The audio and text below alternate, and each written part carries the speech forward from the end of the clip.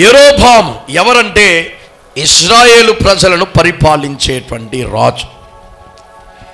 ఈ మహానుభావుడి కోసం దేవుడు ఆయన జీవితం నుండి మనల్ని నేర్చుకోమని చెప్పడం లేదు, కానీ కొన్ని హెచ్చరికలు ఆయన జీవితం నుండి దేవుడు తెలియజేస్తూ ఉన్నాడు. అంటే ఈడేం పెద్ద గొప్పోడు కాదు, ఈ యెరోబాము అన్నవాడు గొప్పోడు కాదు.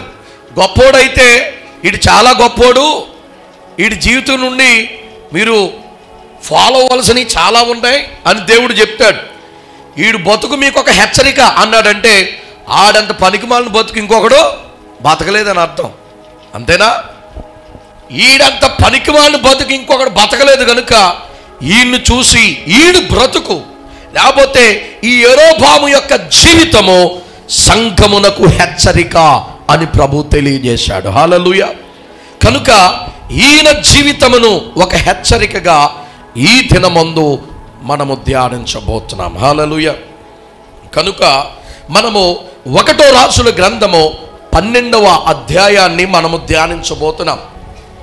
అధ్యాయం అంతా ధ్యానించడానికి మనకు సమయం లేదు, కానీ మనము కొన్ని వచనాలు అసలు ఏమేమి తప్పులు చేశాడు, దేవుని యొక్క శాపం రావడానికి ఈ యెరోబాము అన్నటువంటి రాజు అసలు ఏం తప్పు చేశాడు, ఎందుకని దేవుడు ఇంతలా ఆయన శిక్షించాడు అనేటువంటి విషయాన్ని ఆ 12వ అధ్యాయంలో ఆ తప్పులు ఏమైతే లోపములను ఆయన కలిగి ఉన్నాడో అవి మాత్రం మనము చూసి త్వరితముగా ముగించుకుందాం. అధ్యాయమంతయు మీరు ఇండ్లకు వెళ్ళి చదువుకున్న ఎడల దేవుడు మీకు స్పష్టముగా ఆ చరిత్రను తెలియజేస్తారు. మంచిది, ఈ యెరోబాము జీవితము నుండి మనము ధ్యానించబోతున్నాం. ఈయన కొరకు మనము ధ్యానించే ముందు అసలు ఈయన ఎవరో ఏం చేసేవాడో మనకు తెలియాలి, సరేనా? సరే, అందరూ కూడా నా వైపు చూడండి. ఈ యెరోబాము అన్నటువంటి వ్యక్తి రాజు అయినటువంటి దావీదు దగ్గర సర్వెంట్ అంటే పనిచేసేవాడు అని అర్థం. బాబు బాబు మీరేం చెప్తే అదే నాయన, అది ఆయన పరిస్థితి. బాబు ప్రభుల వారు మీరేం చెప్తే అదే చేస్తాను, ఏలుగో తాగడానికి ఏం చెప్పరా, సరే బాబు. సర్వెంట్, పనిచేసేటువంటి వాడు. దావీదు ఏం చెప్తే ఆ పనిని చేసేటువంటి వాడు సర్వెంటు, పనోడు ఎవరంటే యెరోబాము.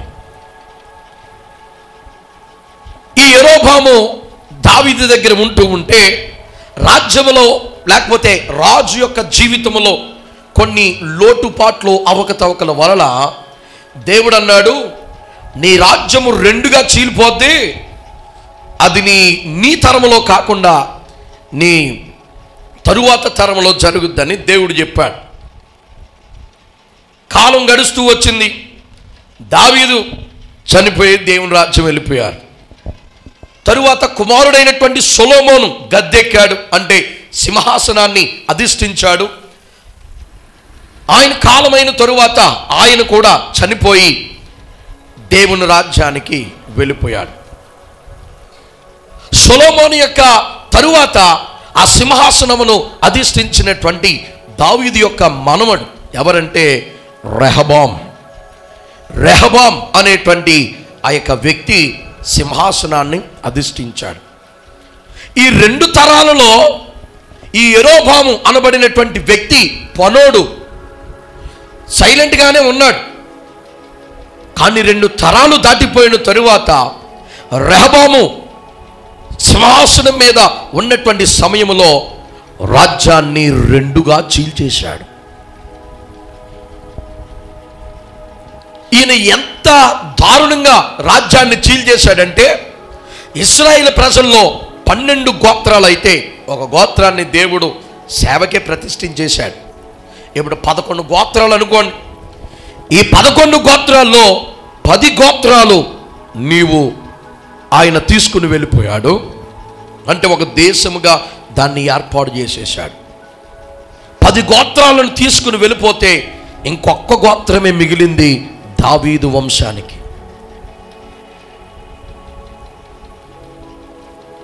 ఈ 10 గోత్రాలను కూడా ఆయన తీసుకుని వెళ్ళిపోయి ఆయనంతటే ఆయనే రాజు అయిపోయి ఏలడం ప్రారంభించాడు. ఈ రాజు అయిపోయి ఏలుతున్నటువంటి క్రమంలో ఈయన కొన్ని తప్పులు చేశాడు. దాని వలన దేవుని యొక్క శాపము ఆయన మీద కృమ్మరించబడి, ఆయన మాత్రమే కాదు ఆయన కుటుంబం మీద కూడా దేవుని యొక్క శాపము దిగి వచ్చింది. ఇది ఆయన యొక్క చరిత్ర. కనుక ఈయన అసలు ఏం తప్పులు చేశాడని ఈయనకి ఇంత పెద్ద శిక్ష దేవుడు వేశాడు. దేవుడు యెరోబాముకి గొప్ప వాగ్దానం ఇచ్చాడు. ఆ వాగ్దానం ఏమిటంటే, యెరోబాము ఇంకా పనివాడుగా ఉన్నప్పుడే ప్రవక్త ద్వారా దేవుడు సెలవిచ్చినటువంటి మాట ఏమిటంటే, నీవు 10 ఆ యొక్క గోత్రాల మీద నువ్వు రాజుగా ఉంటావు, నేను నిన్ను రాజుగా చేస్తాను, నిన్ను హెచ్చిస్తాను.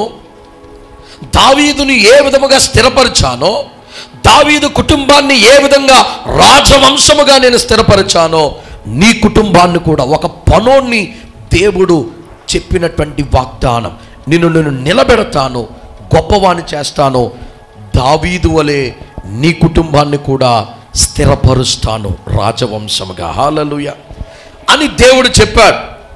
10 గోత్రాలు ఇస్తాను, దావీదు సింహాసనాన్ని కాపాడుతాను. ఎందుకంటే దావీదులో నుండి దావీదు సింహాసనాన్ని స్థిరపరిచే నేను రావాలి గనుక అది దావీదు సింహాసనాన్ని నేను అలాగే స్థిరపరుస్తాను. కానీ దావీదు వంశానికి ఒకే ఒక్క గోత్రమును నీకు 10 గోత్రాలు ఇస్తానని దేవుడు చెప్పాడు.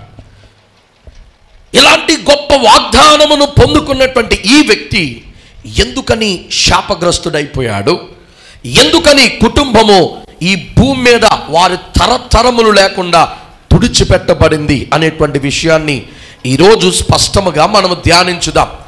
ఎందుకని అంటే,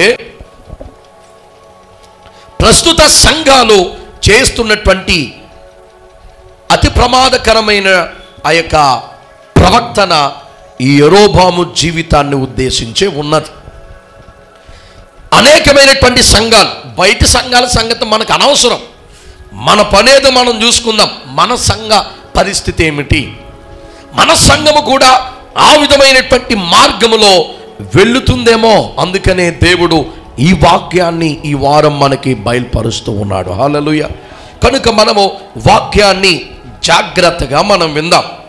ఈయన చేసినటువంటి లోపములు ప్రాముఖ్యముగా 4 విషయాలు ఉన్నాయి. ఈ 4 విషయాలు నేను చెప్పి త్వరగా నేను ముగించడానికి ప్రయత్నం చేస్తాను. ఈ 4 విషయాల్లో మొట్టమొదటిది ఏమిటంటే, సొంత జ్ఞానము మీద ఆధారపడి రాజ్యాన్ని పరిపాలించుట. సొంత జ్ఞానమును మీద ఆధారపడుట, స్వయం సేవ చేసే జ్ఞానం అని పిలుస్తారు దాన్ని. సొంత జ్ఞానము మీద ఆధారపడినటువంటి వాడిగా మనకు కనబడుతూ ఉన్నాడు. ఓన్ నాలెడ్జ్, సొంత జ్ఞానం. చూడండి, 1 రాజుల గ్రంథం 12వ అధ్యాయం 26వ వచనాన్ని మనం ఒకసారి చదువుకుందాం. ఈ జనులు యెరూషలేమందున్న యెహోవా మందిరమందు బలులు అర్పించుటకు ఎక్కిపోవుచుండిన ఎడల ఈ జనుల హృదయము యూదా రాజైన రెహబాము అను, చూసారా, తమ యజమానుని తట్టు తిరుగును. అప్పుడు వారు నన్ను చంపి ఆ యూదా రాజైన రెహబామునొద్ద మరలా చేరుదురు, రాజ్యము మరలా దావీదు సంతతిది అగును. చాలా బా. మొట్టమొదటిగా ఈయన చేసినటువంటి లోపము, తప్పు ఏమిటయ్యా అంటే, సొంత జ్ఞానము మీద ఆధారపడడమే ఈయన చేసినటువంటి మొట్టమొదటి లోపం. రాజ్యాన్ని విడగొట్టేసి తెచ్చేసుకున్నాడు ఓ పక్కకి. తెచ్చేసుకున్న తరువాత ఇశ్రాయేలు ప్రజలు వీరు 2 రాజ్యాలుగా విడిపోయారు. ఈ 10 గోత్రాలేమో ఇశ్రాయేలుగా, ఒకే ఒక్క గోత్రం ఉన్న దావీదు వంశము, ఆ గోత్రమేమో యూదా దేశముగా 2 దేశాలుగా, 2 రాజ్యాలుగా ఈ విడిపోయాయి. వీరు ఎంత రాజ్యాలుగా విడిపోయినా వీరు ఆరాధించేటువంటి దేవుడు ఒక్కడే, ప్రార్థించేటువంటి దైవం ఒక్కడే, వీరు సేవించేటువంటి ఆ దైవము ఒక్కడే. వారి ప్రార్థనలు, వారి దైవము అన్నీ కూడా ఒకటే గనుక వీరికి అలవాటు ప్రతి విశ్రాంతి దినమున దైవ మందిరానికి వెళ్ళడం.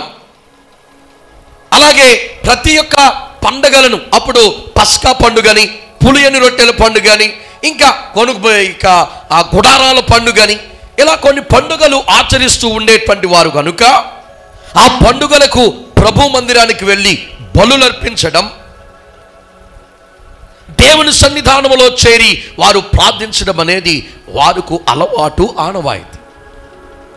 రాజ్యాలైతే విడిపోయాయి, కానీ వీరు మాత్రం ప్రభు మందిరానికి ఈ దేశము నుండి ఆ దేశానికి అనగా యెరూషలేము మందిరానికి వెళుతూ వస్తూ ఉండేటువంటి వారు. మరి ఇక్కడ యెరోబాముకు వచ్చినటువంటి తంట లేకపోతే కష్టమేముందయ్యా అంటే అక్కడికే వస్తున్నాను, జాగ్రత్తగా వినండి. ఇప్పుడు మనకి ఆంధ్రాలో ఏదైనా పండగలైతే తెలంగాణ ఖాళీ అయిపోద్ది, అవునా? ఎందుకనంటే హైదరాబాద్ సైడ్ ఉన్నటువంటి సగం మంది కాదు, 80% మంది మన ఆంధ్ర నుండి వెళ్ళినటువంటి వారే ఉంటారు. ఉద్యోగస్తుల దగ్గర నుండి, వ్యాపారస్తుల దగ్గర నుండి, కంపెనీలు పెట్టిన వాళ్ళ దగ్గర నుండి అందరూ కూడా ఆంధ్ర నుండి వెళ్ళి ఆ తెలంగాణ హైదరాబాద్ ప్రాంతంలో వారు స్థిరపడి అక్కడ ఉద్యోగాలు చేసుకుంటూ ఉంటారు. కానీ ఏ ఫంక్షన్ అయినా, ఏ పండగ అయినా ఆ హైదరాబాద్ అంతా కూడా ఖాళీ చేసి ఆంధ్రాకి జనం వచ్చేస్తూ ఉంటారు. అప్పుడు ఆ యొక్క స్టేట్ అంతా కూడా ఖాళీ అయిపోద్ది.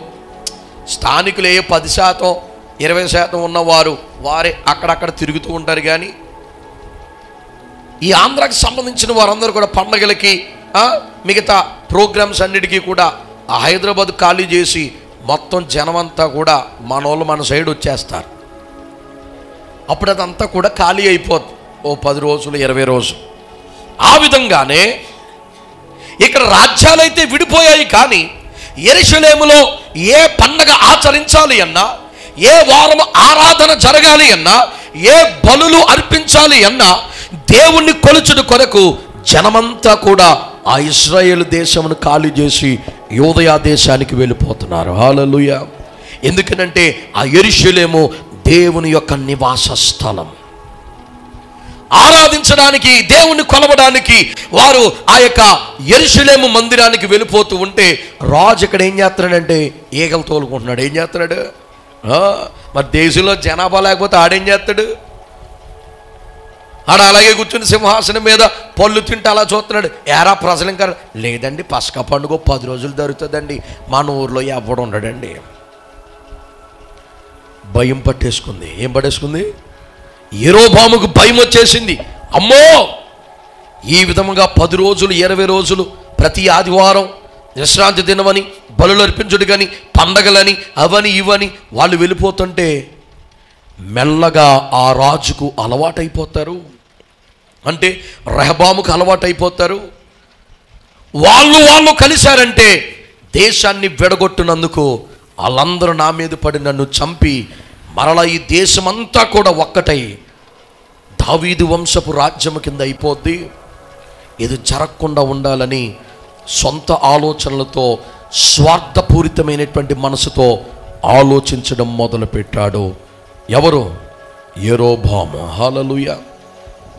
ఈ విధమైనటువంటి ఆలోచన, సొంత జ్ఞానం మీద ఏవేవో చేయడం ప్రారంభించాడు. దాని నుండి పుట్టుకు వచ్చినదే విగ్రహారాధన. విగ్రహారాధన ఇశ్రాయేలు ప్రజల్లో అప్పుడు వరకు విగ్రహారాధన అనేది ఉండేది కాదు. ఐగుప్తు దేశం నుండి వచ్చిన తరువాత వారు దేవుణ్ణి కొన్ని పరిస్థితుల వలన వారు చెక్కబడి, వారు సరిచేయబడి ఆ యెరూషలేము మందిరములో దేవుణ్ణి చక్కగా ఆరాధించుకుంటూ ఉండేటువంటి వారు. కానీ ఎప్పుడైతే 2 రాజ్యాల కింద విడిపోయాయో, ఈ రాజు ఆలోచనలో నుండి పుట్టుకు వచ్చినటువంటి కుయుక్తి, స్వార్థపూరితమైనటువంటి ఆలోచనే విగ్రహములను తయారు చేసి అక్కడ పెట్టి ఏ ప్రజలు ఇక్కడ నుండి అక్కడికి వెళ్లకుండా అడ్డుకట్ట వేసేశాడు. ఇది మానవుని యొక్క ఆలోచన. ప్రియమైన దేవుని బిడ్డలారా, దేవాతి దేవుడు మనల్ని సృజించినటువంటి ప్రభువు మన ఎదుగుదలను కోరేటువంటి వాడు. హల్లెలూయా, హల్లెలూయా. ఆయన మన ఆశీర్వాదమును, మన ఎదుగుదలను, మన క్షేమమును కోరుకున్నంతగా మన ఇంట్లో తల్లిదండ్రులు కూడా కోరుకోరు. తల్లిదండ్రులు కూడా కోరుకోరు. తల్లి కంటే తండ్రి కంటే మిన్నగా ప్రేమించేవాడు, ఆదరించేవాడు, నడిపించేవాడు, మన బాగోగులు కోరుకునేటువంటి వాడు మన ప్రభువైన యేసుక్రీస్తు. హల్లెలూయా.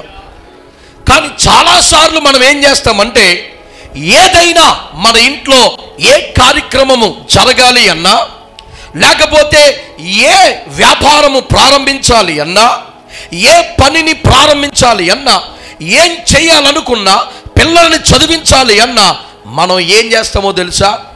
ఊర్లో ఉన్నటువంటి పెద్దలనో లేకపోతే ఎవడో డబ్బున్నవాడినో వాడి దగ్గరికి వెళ్ళి విచారణ చేస్తూ ఉంటాం. ఏం చేస్తూ ఉంటాం? సొంత ఆలోచనలు, మన సొంత ఆలోచనలు.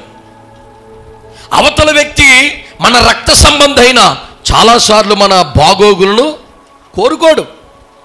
నిస్వార్థముగా ఒకరి బాగోగులు కోరుకునేటువంటి వారు సొంత కుటుంబంలో కూడా ఉండరు. ఇది సత్యం. ఎవడెన్ని పైకి బూటకాల కబుర్లు చెప్పినా, ఎంత తీయని ప్రేమ ఒలగబోసినా, ఆంతర్యంలో మాత్రం ఎవ్వడో హృదయపూర్వకముగా మరొక వ్యక్తి అభివృద్ధిని తట్టుకోలేడు, కోరుకోడు కూడా. కానీ ఏ స్వార్థము లేకుండా ప్రేమించి మన ఎదుగుదలను కోరుకునేటువంటి వ్యక్తి మన ప్రభు అయిన యేసుక్రీస్తు మాత్రమే. హల్లెలూయా, హల్లెలూయా. మన ఎదుగుదలను కోరుకునేటువంటి వాడు ఆయన మాత్రమే.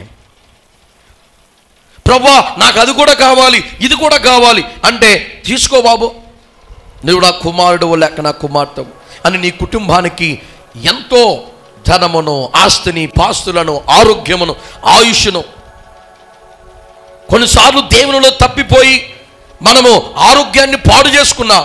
ప్రభా, నాకు కొన్ని సంవత్సరాలు నాకు గడువు కావాలి నాయన, ఈసారి నుంచి మంచిగా బతుకుతాను, ఒకసారి క్షమించి నాకు ప్రాణభిక్ష పెట్టవా అంటే, దేవుడు నీ రోగమును స్వస్థపరిచి మరణము నుండి నిన్ను లేవనెత్తి బహుమానంగా ఇంకో కొన్ని సంవత్సరాలు నేను బ్రతకమని దేవుడు ప్రవేశపెడతాడు.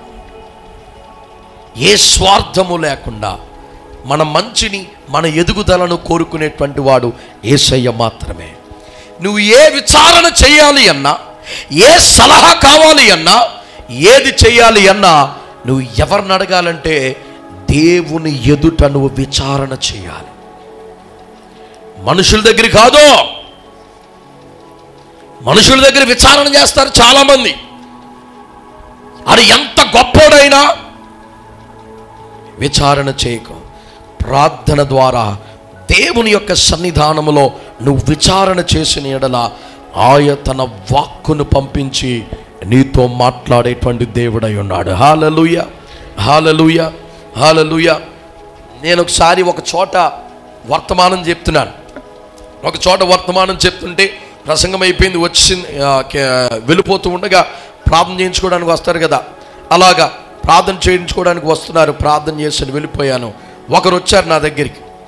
వాళ్ళు వచ్చన్నారు, అయ్యా ఈరోజు వాక్యం ద్వారా దేవుడు నిజంగా మాతో మాట్లాడాడండి. ఈ అమ్మాయి ఏమైంది? ఇదిగోనండి, కుటుంబంలో కొన్ని కలహాల ద్వారా భార్య భర్తలు విడిపోవాలనుకున్నారు. వారు ఇంకా విడాకులు తీసేసుకోవాలని సిద్ధంగా ఉన్నారు. ఇంకో వారం రోజుల్లో ఆ యొక్క లాయర్ గారు వచ్చి ఆ పత్రాలను ఇస్తాము, సంతకాలు పెట్టిస్తే ఇంకా మనము కోర్టులో అపీల్ చేసేద్దామని చెప్పారు. నెక్స్ట్ వారమే మేము వెళ్ళి ఆ కార్యక్రమాలు, ఆ పేపర్ సంతకాలన్నీ కూడా చేయాలి. కానీ వర్తమానం ద్వారా దేవుడు మాతో మాట్లాడాడు. నేనేం చెప్పానంటే, వర్తమానంలో నీ భర్త ఎలా నిన్ను శోధించినా, నీ భార్య నిన్ను ఏ విధముగా నిన్ను నెమ్మది లేకుండా చేసినా, క్రైస్తవుడు అనేవాడు విడాకులు ఇవ్వకూడదు. నువ్వు విడాకులు ఇచ్చావంటే స్త్రీ తన భర్తను వ్యభిచారమునకు అప్పగించినట్లు, పురుషుడు తన భార్యను, తన స్త్రీని వ్యభిచారమును అప్పచెప్పినట్టే. అలాంటి వారికి దేవుని రాజ్యము లేదు. దేవుని సన్నిధానంలో ఉపవాసం ఉండి ప్రార్థన చేయి. తాగుబోతు భర్తలను ప్రార్థన ద్వారా మార్చుకున్నటువంటి వారు లేరా సంఘాల్లో అని ఒక వేరే టాపిక్లో నేను ఈ విధంగా చెప్పుకుంటూ వెళ్ళిపోతుంటే ఆ వాక్యము ఆ బిడ్డల జీవితాన్ని నిలబెట్టింది. హల్లెలూయా, హల్లెలూయా. కనుక వాక్యం వింటున్నటువంటి ప్రియమైన దేవుని బిడ్డ, నువ్వు దేవుని సన్నిధానంలో నువ్వు ప్రార్థన చేస్తే, దేవుని యొద్దను విచారణ చేస్తే, ఆ దేవుడు తన వాక్కు ద్వారా నీతో మాట్లాడతాడు. హల్లెలూయా, హల్లెలూయా. అంతేగాని ఆడి దగ్గరికి ఈడి దగ్గరికి పరిగెట్టుకుని వెళ్తే నీ బతుకు బస్ స్టాండ్ అయిపోవడం తప్ప ఇంకొక ఉపయోగం ఏమి కూడా ఉండదు. పనికి మాలిన సలహాలు ఇస్తారు కొంతమంది, పెద్ద మనుషులుగా పెద్ద పేరు చేసే అన్ని పెంట పనులు ఆడి దగ్గరికి వెళ్తాను సలహా కోసం. నీకంటే దరిద్రుడిని కూడా ఉండడం.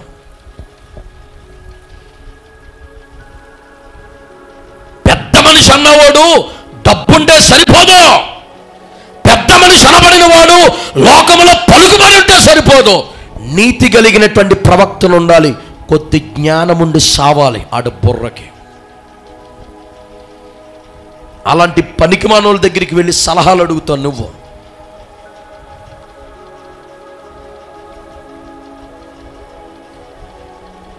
దేవుని ఎదుట విచారణ చేయాలి. నీ సొంత జ్ఞానం, నీ ఆలోచనలు నీ బుర్రలో అనేకములుగా వస్తాయి. ఆలోచనలు కోకొరలుగా వస్తాయి. ప్రతిదీ చేసుకుంటూ వెళ్ళిపోతే నీ జీవితము ఆశీర్వాదకరంగా ఉండదు తల్లి.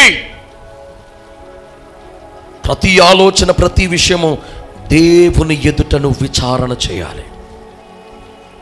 మారు మనసు లేనోడి దగ్గరికి వెళ్ళి విచారణ చేస్తావు. మారు మనసు లేని దాని దగ్గరికి వెళ్ళి సలహాలు తీసుకుంటావు. దేవుని దగ్గర విచారణ చేయి. ఆశీర్వాదం ఇచ్చేటువంటి వాడు దేవుడు, మనుషుడు కాదు. నిన్ను బలపరిచి నడిపించేటువంటి వాడు దేవుడు, మనుషుడు కాదు.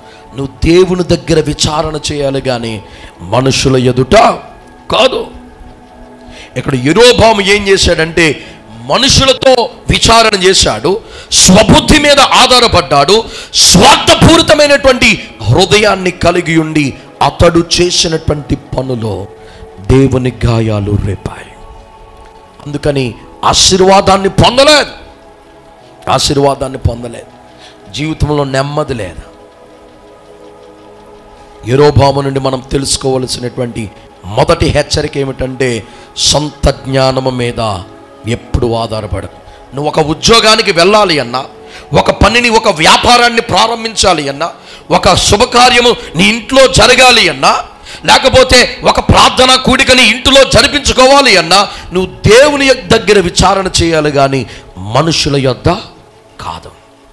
ఎందుకనంటే ఆయన మాత్రమే నిస్వార్థముగా మన బాగోగులను, మన మంచిని, మన ఎదుగుదలను కోరుకునేటువంటి తండ్రి. హల్లెలూయా. రెండో విషయం ఏమిటో మనం చూద్దాం. రెండవ హెచ్చరిక ఆయన యొక్క జీవితం నుండి మనం తెలుసుకోవాల్సింది ఏమిటంటే దేవుని యందు లేక దేవుని మాట యందు కొంచెము కూడా విశ్వాసము, నమ్మకము లేనిటువంటి వాడు యెరోబాము. దేవుని మాట యందు విశ్వాసము లేనిటువంటి వాడు యెరోబాము. చూడండి, 27వ వచనాన్ని మనము చదివితే యెరోబాముకు దానికంటే ముందు 11వ అధ్యాయం తీయండమ్మా. 11వ అధ్యాయము 35 నుండి 38 వరకు మీరు చదివితే అక్కడ దేవుడిచ్చినటువంటి వాగ్దానం ఏంటి, ఈ మహాప్రభు చేసినటువంటి ఘనకార్యం ఏమిటో మనకు అర్థమవుతుంది. చదువు తల్లి. అయితే అతని కుమారుని చేతిలో నుండి రాజ్యమును తీసివేసి అందులో నీకు 10 గోత్రములను ఇచ్చెదను. అంటే దేవుడు ప్రవక్త ద్వారా ఈ యెరోబాముతో ఒక ప్రవచనమును, ఒక వాగ్దానమును, ఒక మాటను తెలియజేస్తూ ఉన్నాడు. అయితే అతని కుమారుని చేతిలో నుండి, ఎవరి కుమారుని చేతిలో నుండి? రాజు కుమారుని యొక్క చేతిలో నుండి రాజ్యమును తీసివేసి అందులో నీకు 10 గోత్రములను ఇచ్చేదను. నా నామమును అక్కడ ఉంచుటకు నేను కోరుకొనిన పట్టణమైన యెరూషలేములో నా ఎదుట ఒక దీపము నా సేవకుడైన దావీదునకు ఎల్లప్పుడూ ఉండునట్లు అతని కుమారునికి ఒక గోత్రం ఇస్తా. నేను నిన్ను అంగీకరించినందున నీ కోరిక అంతటి చొప్పున నీవు ఏలుబడి చేయుచు ఇశ్రాయేలు వారి మీద రాజువయ్యుందువు. నేను నీకు ఆజ్ఞాపించినదంతయు నీవు విని నా మార్గములను అనుసరించి నడుచుచు నా దృష్టికి అనుకూలమైన దానిని జరిగించుచు నా దృష్టికి చూసారా, ఇక్కడ మాటలు జాగ్రత్తగా గమనించండి. నా దృష్టికి అనుకూలమైన దానిని జరిగించుచు నా సేవకుడైన దావీదు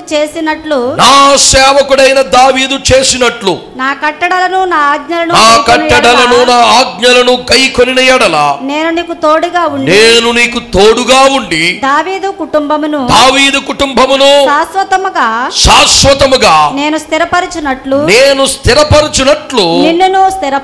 నిన్ను కూడా స్థిరపరిచి ఇశ్రాయేలు వారిని నేను నీకు అప్పగిస్తాను. హల్లెలూయా. ఇది యెరోబాముకు దేవుడిచ్చినటువంటి వాగ్దానం. ఎంత గొప్పదో చూడండి.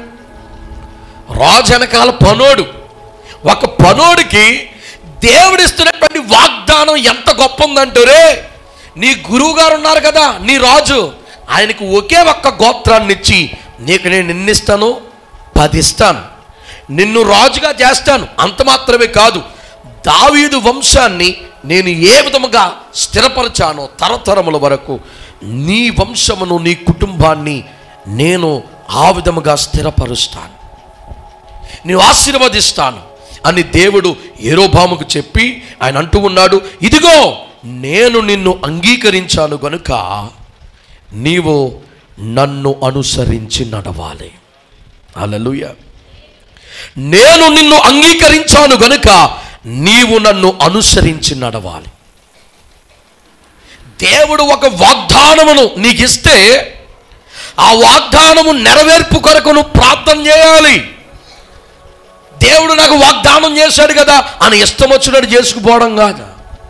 ఇక్కడ ఎప్పుడైతే సొలొమోను చనిపోయాడో వెంటనే ఈ యెరోబాము ఏం చేశాడంటే రాజ్యాన్ని 2గా చీల్చాడు. దేవుడు 10 గోత్రాలను ఇస్తానన్నాడు, రాజుగా చేస్తానన్నాడు, కానీ చీల్చమని దేవుడు చెప్పలేదు. ఉదాహరణకి సౌలు రాజుగా ఇశ్రాయేలు ప్రజల మీద ఉన్నప్పుడు దేవుడు దావీదును అభిషేకించాడు. అవునా? ప్రవక్తని పంపించి దావీదును అభిషేకించాడు. ఇదిగో ఈ బిడ్డ త్వరలో ఈ దేశమునకు ప్రజలకు రాజు అవుతున్నాడు అని ప్రవక్తను పంపించి అభిషేకించాడు. అప్పటికి ఇంకా సౌలు రాజుగానే ఉన్నాడు.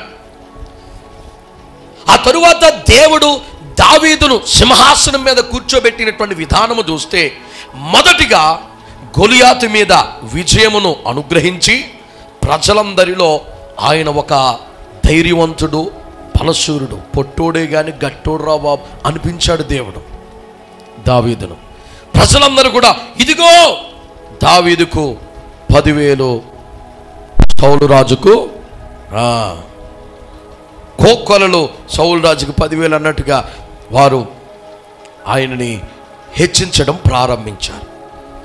ఆ తర్వాత దావీదు ఇదిగో నన్ను అందరూ హెచ్చిస్తున్నారు కదా, సౌలుని అందరూ కూడా చంపేసి ఆ యొక్క గద్దె మీద ఎక్కేయలేదు, ఆ సింహాసనాన్ని ఆక్రమించుకోలేదు. ఆయన ఎన్నో దేవుని వాగ్దానమును ఆ ప్రవచనమును నెరవేర్చేంత వరకు కూడా దావీదు ఓపికతో చూశాడు. హల్లెలూయా. ఈ ఓపికగా ఉన్నన్ని రోజులు కూడా ఎన్నో ఆపదలు ఆయనకి ఎదురయ్యాయి. ఆయన చంపడానికి సౌలు రాజు సైన్యాన్ని వేసుకుని తిరిగాడు. దేవుడు అన్ని శోధనలో శ్రమలలో ఆయన తప్పించి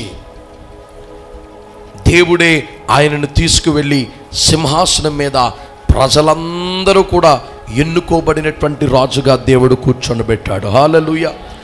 దేవుడు నీకు వాగ్దానం నెరవేర్పంటే లేక రాజుగా చేస్తాడంటే ఆ విధంగా ఒక వినూతనమైనటువంటి కార్యము నీ ద్వారా దేవుడు జరిగించి ఒక నాశనమును అంటే ఒక ఆపదను నీ ద్వారా తొలగించి ప్రజలందరిలో నిన్ను హెచ్చించి ఆ తరువాత ఆమోదం పొందేటువంటి వాడిగా దేవుడు ఆ స్థలంలో నిన్ను కూర్చోబెడతాడు. హల్లెలూయా.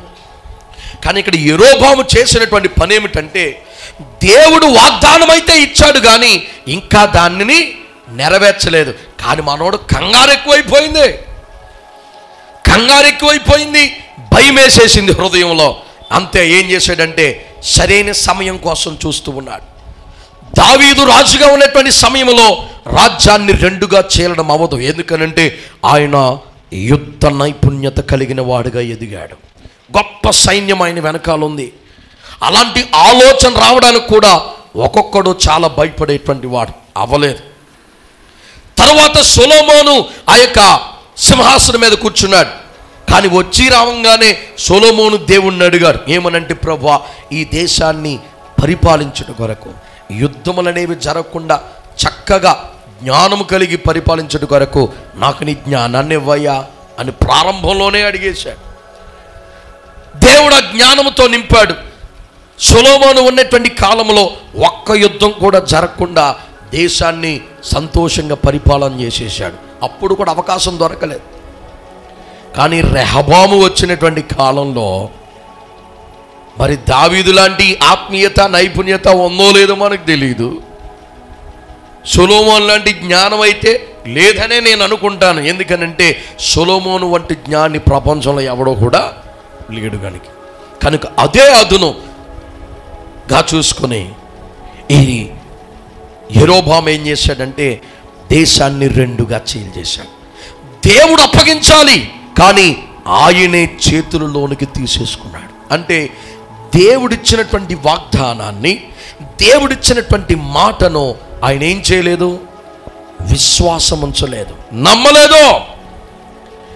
మీలో చాలామంది దేవుడిచ్చినటువంటి వాగ్దానాన్ని నమ్మకుండా ఇష్టం వచ్చినటువంటి రీతిలో మీ యొక్క బ్రతుకును జీవించేటువంటి వారు చాలామంది ఉంటారు. ఎవరొచ్చి ఏం చెప్తే దాన్ని వెంబడించడానికి ప్రయత్నం చేస్తూ ఉంటారు. ఇక్కడ సొంత ఎవరు ఏది చెప్తే దేవుని మాట మీద, దేవుని వాక్యం మీద, దేవుని యొక్క వాగ్దానం మీద ప్రజలకు ఏముండదు, నమ్మకం ఉండదు. నువ్వు విశ్వాసముతో దాని నెరవేర్పు కొరకు ఆ సంవత్సరం అంతయు కూడా నీవు వచ్చినటువంటి వాగ్దానం నిమిత్తమై నెరవేర్చమని ప్రభు సన్నిధానములో ఓపికతో ప్రార్థన చేస్తే నీ జీవితంలో దేవుడు ఆ వాగ్దానాన్ని నెరవేరుస్తాడు.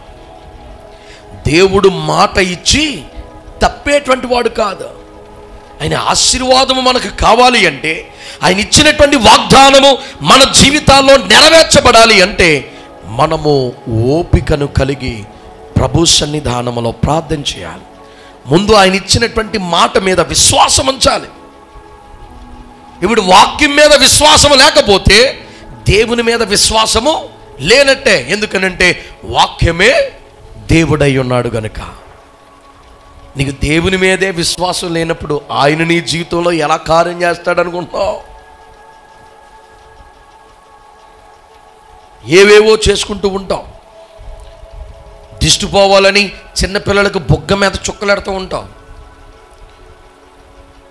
నీ చెయ్యే పనికిమాలని చెయ్య, సరిగ్గా కడుక్కో. క్రిములు కీటకాలన్నీ నీ ఆ చేతికే ఉంటాయి. వెళ్ళిపోయి పిల్లలకు చొక్కెట్టేస్తూ ఉంటావు. నీ దరిద్రం అంతా అడుగంటుకుంటుంది. లేనిపోయిన బాధ.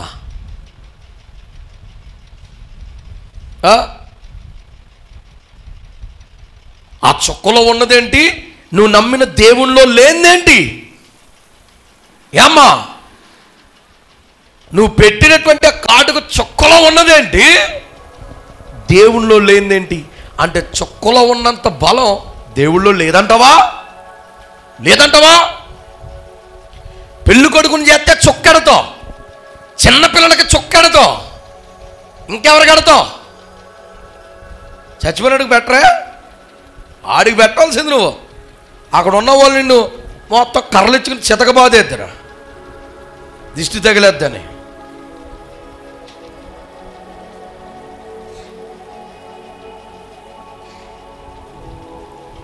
దరిద్రమైన చెయ్యి వేసుకుని ఓ చొక్కలెట్టేస్తావు. ఓకేని నీ చొక్కతో ఆడు బాగుపడిపోతాడు. మరి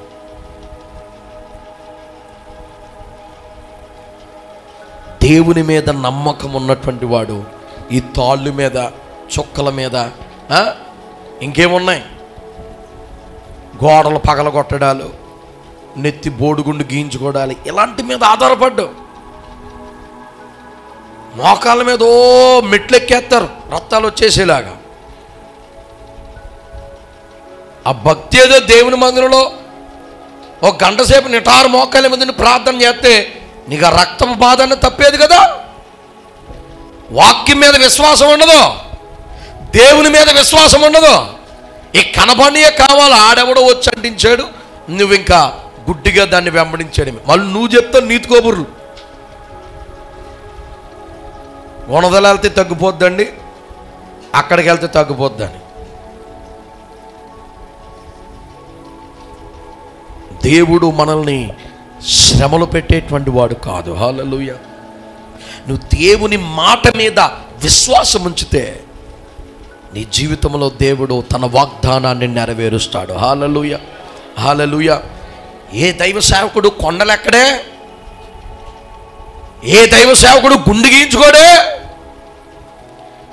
ఏ దైవ సేవకుడు బొక్క మీద చొక్కెట్టుకోడే. వాళ్ళ బాగోలేదా?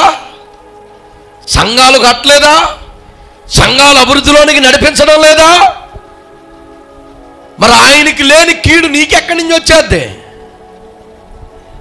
తెలుసుకోవాలి. దేవుని వాక్కు మీద మనం విశ్వాసం ఉంచితే ఆ వాక్కు మన జీవితంలో కార్యములు జరిగించుద్ది. హల్లెలూయా. దేవుడు యెరోబాముకి ఇచ్చినటువంటి వాగ్దానం ఎంతో గొప్పది, ఎంతో గొప్పది. కానీ ఆయన కంగారు పడి, భయపడి, దేవుని మాట మీద అవిశ్వాసం ఉంచి దేవునికి కోపానికి గురైపోయాడు. హల్లెలూయా. ఇది రెండవ హెచ్చరిక. ఇప్పుడు మూడవ హెచ్చరిక చూద్దాం. మూడవ హెచ్చరిక ఏమిటంటే, దేవుడు దేవుని యొక్క స్థానాన్ని తన జ్ఞానముతో మిళితం చేశాడంట. దేవుని స్థానాన్ని జాగ్రత్తగా వినాలి. ఒక 10 నిమిషాల్లో మనం ముగించుకుందాం. దేవుని స్థానాన్ని తన సొంత జ్ఞానముతో మిళితం చేసేసాడు. అంటే ఏం చేశాడో ఒక్కసారి మనం 28వ వచనం చదివితే మనకు అర్థమవుతూ ఉంటుంది. ఆలోచన చేసి 2 బంగారపు దూడలు చేయించి జనులను పిలిచి యెరూషలేమునకు పోవుట మీకు బహు కష్టము. ఇశ్రాయేలు వారులారా, ఐగుప్తు దేశములో నుండి మిమ్మును రప్పించిన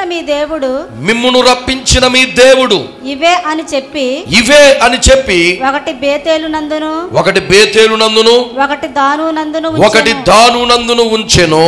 దాను వరకు ఈ రెంటిలో ఒక దానిని జనులు పూజించుట వలన రాజు చేసిన కార్యము పాపమునకు కారణమాయెను. చూసారా? దేవుడు ఉండవలసినటువంటి స్థానమును కూడా తన సొంత జ్ఞానముతో మిళితము చేసేశాడు. ఎవరు? యెరోబాము. యెరూషలేమునికి వెళితే నా సింహాసనం కూలిపోద్దేమో, నా ప్రాణమును తీసేస్తారేమో, తన సొంత ఆ యొక్క కాపుదల కోసం ఏం చేశాడంటే ఆ యొక్క బేతేలునందు ఒకటి, దానునందు ఒకటి దూడ బొమ్మలను తయారు చేసి పెట్టించి ఇశ్రాయేలు ప్రజలను వాటిని కొలవమని చెప్పాడు. ఇవే మనలను ఐగుప్తు దేశము నుండి తీసుకువచ్చినటువంటివి. దేవుని స్థానాన్ని కూడా మలినము చేసేశాడు. అంత మాత్రమే కాదు, ఈయన చేసిన పని ఏమిటో తెలుసా? దేవుడు యాజకత్వాన్ని ఈ యొక్క ఎవరికి? లేవీయులకు మాత్రమే ఇచ్చాడు. మందిరం ఎక్కడుంది? యెరూషలేములో ఉంది. అందుకే లేవీలు ఎక్కడ ఉంటారు? యూదా దేశంలో ఉంటారు. మరి ఇక ఇశ్రాయేల్ దేశంలో ఎవరు యాజకత్వం చేసేది అంటే ఎవడో ఎందుకు, మనలోనే కొంతమందిని చేసేద్దామని చెప్పి ఆ గోత్రంలో నుంచి ఒకడు, ఈ గోత్రం నుంచి ఒకడు, ఇష్టం వచ్చినటువంటి వారిని, తనకు సన్నిహితులుగా ఉన్నటువంటి వారిని యాజకులను చేసేసి అక్కడ ఆ బలులర్పించడం ప్రారంభించాడు. ఇది ఆయన కుటుంబానికి శాపంగా మారిపోయింది. చూడండి ఒకసారి మీరు 13వ అధ్యాయం 33వ వచనం నుండి 34వ వచనం వరకు మనం చదువుకుంటూ వెళ్తే, ఈ సంగతి అయిన తరువాత యెరోబాము తన దుర్మార్గమును విడిచిపెట్టక సామాన్య జనులలో కొందరిని ఉన్నత స్థలములకు యాజకులుగా నియమించేశాడు. తనకిష్టులైనటువంటి వారిని యాజకులుగా ప్రతిష్ఠించి వారిని ఉన్నత స్థలములకు యాజకులుగా నియమించేశాడు సొంతంగా. యెరోబాము సంతతి వారిని నిర్మూలము చేసి భూమి మీద ఉండకుండా నశింపచేయునట్లుగా ఇది వారికి పాప కారణమాయెను. చూసారా, ఎవరు చేయవలసినటువంటి పనిని వారు చేయాలి. ఇక్కడ దేవుని యొక్క స్థానమును కూడా మలినము చేశాడు. తనకిష్టమైనటువంటి వారిని, తనకి సమీపంగా ఉన్నటువంటి వారిని, తన బంధుమిత్రాదులను ఏం చేశాడంటే యాజకులుగా చేసేసి నిలబెట్టేశాడు. అది దేవునికి ఎంతో కోపాన్ని రగిలించింది. దేవుడు చెబుతున్నటువంటి మాట ఇక్కడ మనం చూస్తే చాలా భయంకరంగా ఉంది. చూడండి, యెరోబాము సంతతి వారిని, తను చేసినటువంటి పాపమునకు తన సంతతి వారిని మొత్తము కూడా దేవుడు ఈ భూమి మీద నుండి తుడిచిపెట్టేశాడంట. ఈ శాపము ఎందుకు? యెరోబాముకు దేవుడిచ్చినటువంటి వాగ్దానము ఎంత గొప్పది. దావీదు వంశం వలె నీ వంశాన్ని తరతరములు స్థిరపరుస్తానన్నటువంటి దేవుడు యెరోబాము పరిస్థితికి ఎక్కడికి దిగజారిపోయిందంటే, వారి సంతానం భూమి మీద లేకుండా నేను చేసేస్తానన్నాడు దేవుడు. అమ్మా, ఇదే లోపాలు సంఘాల్లో కొంతమంది కలిగి ఉన్నారు. యెరోబాము మొదటిగా తప్పిపోయినటువంటి ఆ యొక్క మార్గం ఏంటి? ఆయన సొంత జ్ఞానం మీద ఆధారపడ్డాడు. నీ బుర్ర, మానవుని యొక్క జ్ఞానమంట దేవుని ముందు వెర్రితనమై ఉన్నది. నీ జ్ఞానముతో దేవుణ్ణి సంతోషపెట్టలేవు, నీ జ్ఞానముతో ఆశీర్వాదాన్ని పొందలేవు. యెరోబాము మొట్టమొదటిగా చేసినటువంటి తప్పు సొంత జ్ఞానము మీద ఆధారపడుట. రెండవ తప్పు దేవుని యొక్క మాటను, దేవుని యొక్క వాగ్దానము మీద విశ్వాసం ఉంచకుండా ఇష్టమొచ్చినట్లుగా ప్రవర్తన చేయుట. మూడవదిగా దేవుని యొక్క స్థానమును సొంత జ్ఞానముతో మలినము చేసేశాడు. కొన్ని సంఘాలు మనం చూసినప్పుడు పాస్టర్ గారు నచ్చలేదనుకో, వెంటనే హెడ్ ఆఫీస్కి ఫోన్ కొడతాడు, ఈ పాస్టర్ గారు మాకు వద్దు అని తీసే అంటే ఆడు ఇంకొకరిని పంపించి తీసేస్తాడు. ఏమండే, ఆడు నేను పంపించేసి తీసేస్తాడు. ఈడు ఒకవేళ కొద్ది ఖండితంగా బాగు చేస్తాడు అనుకో, ఈడు కొద్ది కష్టంగా ఉన్నాడు అనుకో, ఫోన్ వెళ్ళిపోద్ది. ఆని తీసి ఇన్ని వేస్తారు, ఈయన తీసి అనే వేస్తారు. ఇది సంఘమా లేకపోతే సంత మార్కెటరా బాబు? ఈ పాస్టర్ నచ్చలేదు, గట్టిగా చెప్తున్నాడు, ఖండితంగా చెప్తున్నాడు, అందుకే ఈడు మాకు ఎవరినో ఒకరిని పంపించాడు. ఈడనుకో, ఈడు మా మాట అంటలేదు, మేము చెప్పినట్టుగా చేయట్లేదు, ఈయన తీసేయండి. ఉత్తరాలు వెళ్ళిపోతాయి, ఫోన్లు వెళ్ళిపోతాయి, అన్నీ వెళ్ళిపోతాయి. ఆయన తీసి ఈయన పెట్టేసి, ఈయన తీసి ఆయన పెట్టేసి, అలా ఇష్టం వచ్చిన రీతిలో ప్రవర్తించినటువంటి ఆ యొక్క యెరోబాము సంతతిని దేవుడు భూమి మీద నుంచి తుడిచిపెట్టేశాడంట. హల్లెలూయా. అమ్మా, ఎవడు చేసే పని ఆడే చేయాలి. నువ్వు దూరిపోకూడదు మధ్యలో. ఒకవేళ ఆ సేవకుడు సరైన దేవునికి ఇష్టకరంగా లేడనుకో, సేవకుని యొక్క ప్రవక్తను చూసి విశ్వాసులందరూ విసుగుపోయి కష్టపడుతున్నారనుకో, అది నీ పని కాదు, దేవుడే ఆయన ఏం చేస్తాడు? తొలగిస్తాడు. నిజముగా వాక్యానుసారముగా లేకపోతే దేవుడే తొలగిస్తాడు. నిర్మోహమాటంగా దేవుడే తొలగిస్తాడు. కొన్ని సంఘాలు తెలుసు మాకు, కొన్ని సంఘాల్లో విశ్వాసులు తొలగించక్కలేదు. పాస్టర్ గారు, బాబు నాకు వద్దండి బాబు, నేను వెళ్ళిపోతాను దండం పెట్టేసి సంఘాలను వదిలేసి వెళ్ళిపోయినటువంటి పాస్టర్లు మాకు ఇంతమంది తెలుసు. అయ్యగారు మా మందిరానికి రండి, మా పాస్టర్ గారు మమ్మల్ని వదిలేసి వెళ్ళిపోడండి, నేను ఇక్కడ సేవ చేయలేనని 2 చేతులు దండం పెట్టేసి. దేవుడే తొలగించేస్తాడమ్మా. ఆ శాపాన్ని నీ మీదకి, నీ కుటుంబం మీదకి తెచ్చుకోకు. సేవకుడిలో యథార్థత లేకపోతే, సేవకుడిలో నీతి లేకపోతే, సేవకుడిలో ప్రార్థన లేకపోతే, ఎక్కడ నిలబడినటువంటి సేవకుడి వల్ల సంఘము చెడిపోతూ ఉంటే, సంఘ బిడలు పాడైపోతూ ఉంటే, దేవుడు ఆ స్థలములో ఆ సేవకుడును ఉంచడం, తీసేస్తాడు, తొలగించేస్తాడు. తల్లకిందులు తపస్సు చేసిన అక్కడ ఆగడం.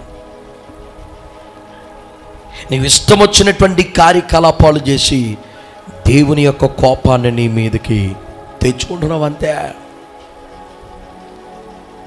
దేవుని ఎదుట మనం విచారణ చేయాలి. దేవుని స్థానములో మనము జోక్యము కలుగు చేసుకుని దాన్ని మలినపరచకూడదు. యాజకత్వం చేసేటువంటి స్థానము అది అత్యంత పరిశుద్ధమైనది. హల్లెలూయా. కనుక విశ్వాసులు ఆ యొక్క యాజకత్వంలో ఏలు పెట్టడం కానీ, సేవకులు సరైనటువంటి రీతిలో, సరైనటువంటి ప్రవక్తనలో, సరైనటువంటి ఆత్మీయమైనటువంటి విధానంలో లేకపోయినా సరే దానిని మలినపరిస్తే దేవుడు చూస్తూ ఊరుకునేటువంటి వాడు కాదు. హల్లెలూయా. అది సేవకుడైనా సరే, సేవకురాలైనా సరే, విశ్వాస అయినా సరే, ఎవరిని దేవుడు ఊరుకోడు. దేవునికి నేను గొప్ప కాదు, నువ్వు గొప్ప కాదు. నువ్వు తప్పు చేస్తే నిన్ను శిక్షిస్తాడు, నేను తప్పు చేస్తే నన్ను శిక్షిస్తాడు. పెద్ద చిన్న, గొప్పోడు లేనోడు అని దేవుడికి ఎప్పుడు కూడా ఉండదు. అందుకని దేవుని యొక్క స్థానమును పరిశుద్ధపరిచి మనం ఉంచాలి. హల్లెలూయా. ఇక్కడ ఆఖరి మాట చెప్పి నేను ముగించి వేస్తాను, సమయం అవుతుంది కనుక. ఇంకొక మాట ఏమిటంటే, సత్యము కంటే సౌలభ్యత కొరకు ఎక్కువగా ఆశపడినటువంటి వాడు. సత్యము కంటే సౌలభ్యతను అనగా నిజాయితీ కంటే, సత్యము కంటే అనుకూలముగా మార్చుకోవడం ఈయనకి బాగా అలవాటు అన్నమాట. కొంతమంది విశ్వాసులు మనం చూసినప్పుడు వారు ఏం చేస్తారంటే వాక్యాన్ని కూడా వారు చేసేటువంటి పనికిమాలిన పనులకి అనుకూలంగా మార్చేసుకుంటారు. అలాంటి వాళ్ళు మీరు చూసారా అమ్మా? అలాంటి వాళ్ళు చూసారా ఎవరైనా? చెప్పండి అమ్మా. మెలకుకున్న వారు 2 చేతులు బాగి దేవుని స్తోత్రం చెల్లించండి. మెలకుగానే ఉన్నారా అమ్మా? వాక్యాన్ని అనుకూలంగా మార్చేసుకుంటారు కొంతమంది, అవునా కాదా? ఒక ఉదాహరణ చెప్పండి. వాక్యాన్ని వాళ్ళకు అనుకూలంగా వారు చేసేటువంటి పనులను ఎవరైనా ప్రశ్నించారనుకో, అంతే, వాక్యంలో పలానా చోట అలా ఉంది కదండి, ఉంటే తప్పేముంది అంటే వాక్యాన్ని కూడా వాళ్ళకి అటు చేసి ఇటు చేసి అనుకూలంగా మార్చేసుకుని అదే పాపం. ఇప్పుడు తాగుబోతుంటే మారమన్నాం అనుకో, ఆడేమంటాడంటే, బైబిల్లో దేవుడు నీటిని ఎలా మార్చాడు, మరి ద్రాక్షరసం ఏంటంటే ఏంటి? అప్పుడు ద్రాక్షరసం అన్నారు, ఇప్పుడు ఇప్పసారా అంటున్నారు అంటాడు. ఏమన్నా దేవుడు సారా తాగాడా? లేకపోతే ఇంకొకటి అంటాడు ఫ్యాషన్గా, దేవుడు ద్రాక్షారసం అంటే దాన్ని wine wine wine wine bottle తాగడం పెద్ద తప్పేం కాదు. ఎందుకనంటే అది ద్రాక్షారసమే. ఇది ఇలా వాక్యాన్ని వాళ్ళకు అనుగుణంగా మార్చేసుకుంటారు, అనుకూలంగా మార్చేసుకుని బోధ చేస్తూ ఉంటారు. తాగొచ్చు కానీ ఎక్కువ తాగకూడదని బోధన చేసే వాళ్ళు ఉన్నారమ్మా. జాగ్రత్త అలాంటి వాళ్ళతోటి. తాగొచ్చు కానీ ఎక్కువ తాగకూడదు, తాగేసి రోడ్డు మీద పడిపోకూడదు, కిక్కొత్తే సరిపోద్దని చెప్పే సేవకులు ఉన్నారు. లేకపోలేదు అలాంటి వాళ్ళు. ఇప్పుడు సిటీ బోధ అంతా కూడా అదే. మీరు ఏ సిటీస్లోకి వెళ్ళినా సిటీలో ఇలా చెప్పేటువంటి సంఘాలు 100కి 50% ఇలా చెప్పేవాళ్ళే ఉన్నారు సిటీల్లో. ఎందుకంటే సిటీస్లో అంతా కూడా ఇప్పుడు ఎక్కువగా ఉన్నటువంటి కల్చర్ ఏంటంటే పబ్ కల్చర్ ఎక్కువ.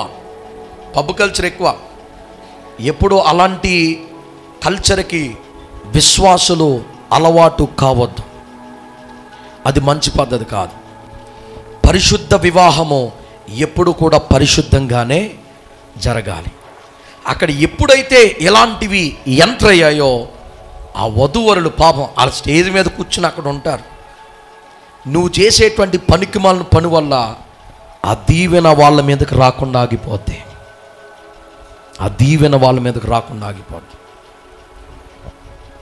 అందుకనే వద్దని చెప్పేది. యెరోబాము ఇక్కడ అదే చేస్తున్నాడు. యెరోబాము ఏం చేస్తున్నాడో తెలుసా? ఇశ్రాయేలు ప్రజలను సంతోషపెట్టి తన సింహాసనం మీద కూర్చునుడు కొరకు, అంటే వాళ్ళకి సంతోషం జాలీ లైఫ్ని అలవాటు చేసి తన సింహాసనాన్ని కాపాడుకోవడం కోసం ఆయన ఏం చేస్తున్నాడంటే బొమ్మలు తయారు చేయించి వారికి బలులు అర్పించమని, శుభ్రంగా తాగి అక్కడ జాతరలు చేసుకుంటూ వారిని సంతోషంగా ఉండమని చెప్పారు. ఎప్పుడైతే యెరోబాము ఇది ప్రారంభించాడో యెరూషలేము వైపు ప్రజలు చూడడం మానివేశారు. యెరూషలేము దేవాలయము ఖాళీ అయిపోవడం ప్రారంభించింది. ఇంకా భయంకరమైనటువంటి విషయం ఏమిటంటే యూదా దేశంలో ఉన్నటువంటి కొంతమంది ప్రజలంట ఈ విషయాన్ని తెలుసుకొని అక్కడి నుండి ఇక్కడికి వచ్చి చెడిపోవడం ప్రారంభించారంట. అక్కడి నుండి ఇక్కడికి వచ్చి చెడిపోవడం ప్రారంభించారు. మందిరం ఖాళీ అయిపోయింది, దేవునికి మహిమ ఆగిపోయింది. ఎందుకయ్యా అంటే ఒక్కరి స్వార్థపు ఆలోచన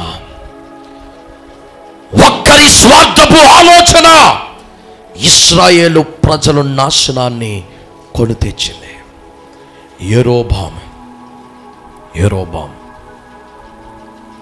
సత్యాన్ని కప్పివేసి ఆరాధనలో అమ్మ చప్పలు కొట్టండి, కథలని గట్టిగా పాడండి అంటే కథలో మెదలో పనికి మాలిన వాటికి చిందులు డ్యాన్సులు ఏమంటే మాత్రం సిగ్గు లేకుండా వేస్తావు నువ్వు. నీ బతుకలాంటిది.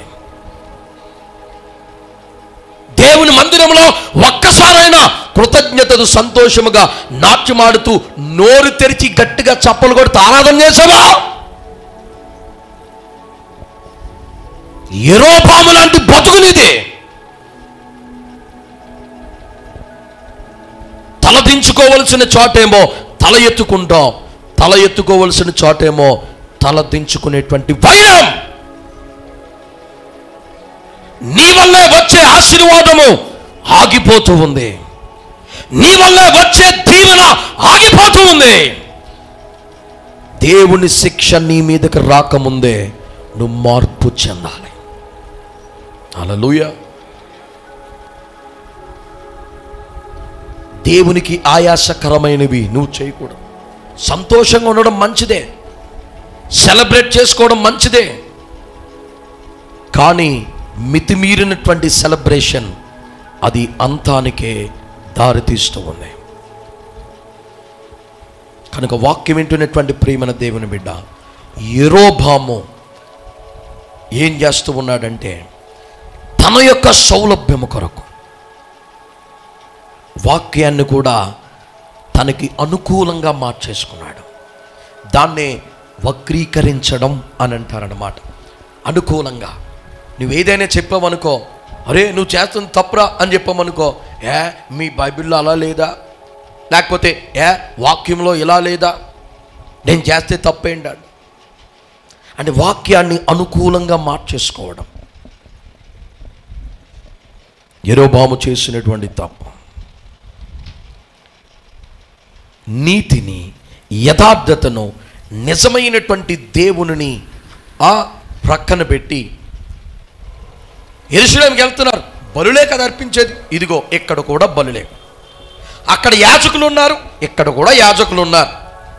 అక్కడ దేవాలయం ఉంది, ఇంకో ఇక్కడ కూడా దేవాలయం ఉంది. మన దాంట్లో ఇంకా ఐగుప్తు నుండి తీసుకువచ్చినటువంటి మంచి బంగారపు దూడ, మనల్ని నడిపించి మనల్ని కార్యాలు చేసినటువంటి దూడ ఇదిగో. అక్కడ తాగరు, ఎంజాయ్ చేయరు. ఇక్కడ అనుకో తాగొచ్చు, ఎంజాయ్ చేయొచ్చు, శుభ్రంగా గంతులు వేయచ్చు, అన్నీ చేయొచ్చు.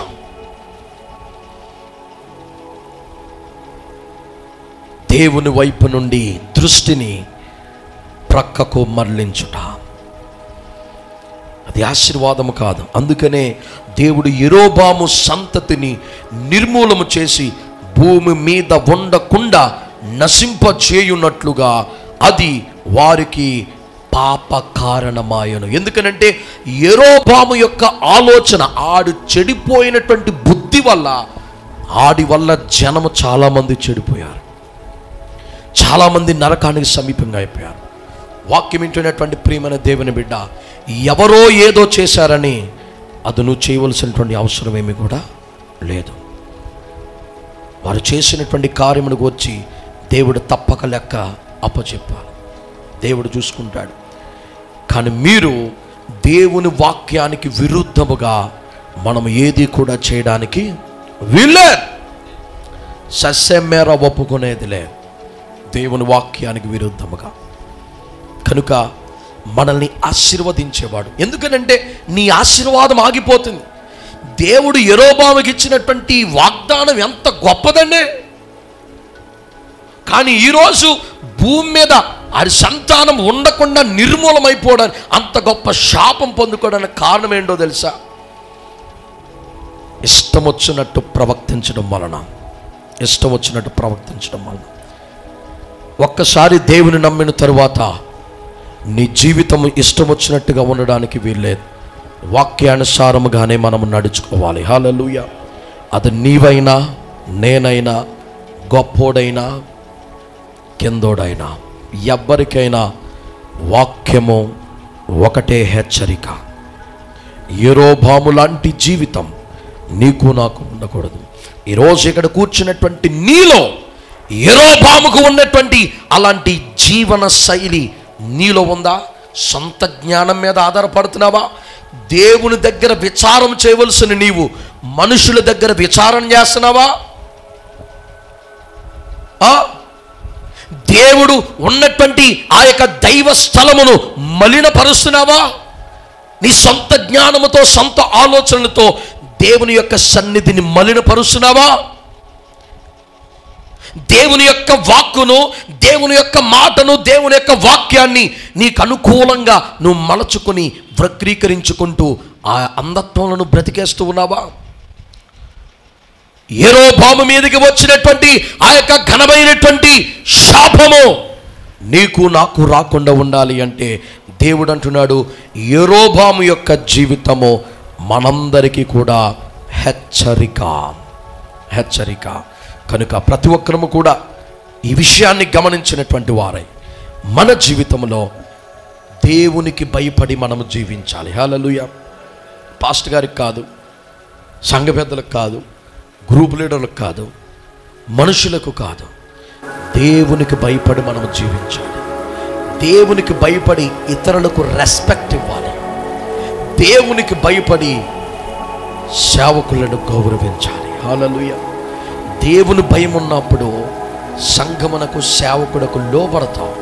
నీకు దేవుని భయం లేకపోతే సంఘమన్నా లెక్కుండదు, సేవకుడన్నా లెక్కుండదు. కనుక దేవుని భయమును కలిగి ఉందాం.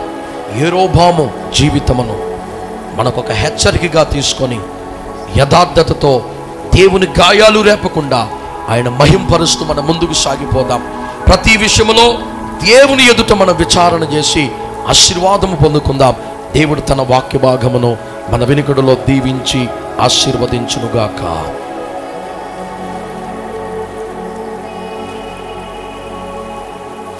కులాన్ని బట్టి ద్వేషిస్తున్నావా? ప్రాంతాన్ని బట్టి ద్వేషిస్తున్నావా? ఉన్నవాడు లేనివాడని ద్వేషిస్తున్నావా? భేదాలు చూపిస్తున్నావా? నువ్వు రక్షణ పొందావని నువ్వు అనుకుంటున్నావు, కానీ దేవుని దృష్టిలో నువ్వు ఇంకా చీకట్లోనే ఉన్నావు. వెలుగులో ఉన్నానని చెప్పుకొనుచు